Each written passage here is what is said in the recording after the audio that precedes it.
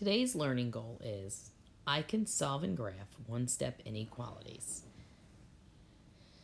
What are inequalities? Inequalities contain the symbols greater than, less than, greater than or equal to, or less than or equal to. You will see now it says glue here. We're not going to worry about gluing those symbols there. We're just going to use the ones that are already there. The first symbol is greater than or equal to. The second one is a less than or equal to. The third one is simply a greater than symbol, and the fourth one is a less than symbol.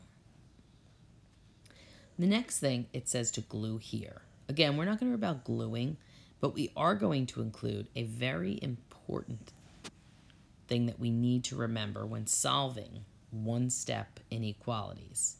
When we multiply or divide by a negative number, we need to flip the inequality symbol. This is a very important rule to remember. Let's look at the examples.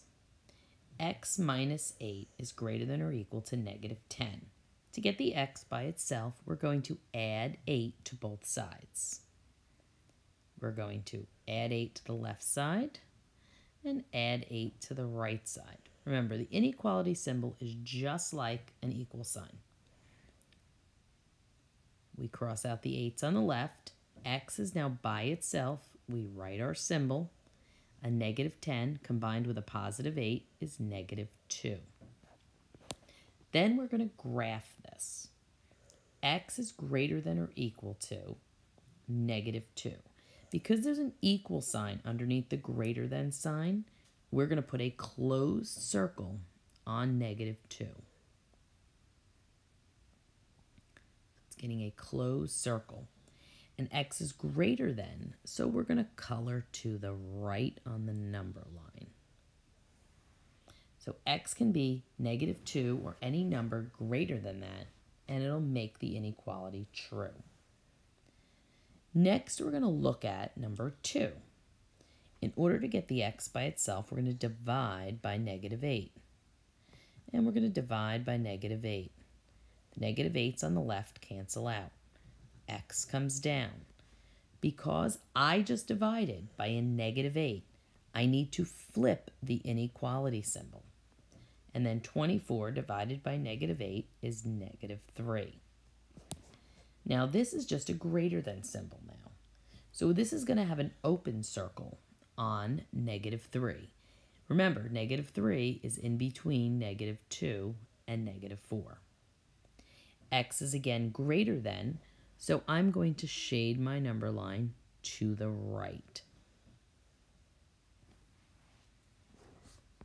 Finally, number 3. We're multiplying x by negative 2/3.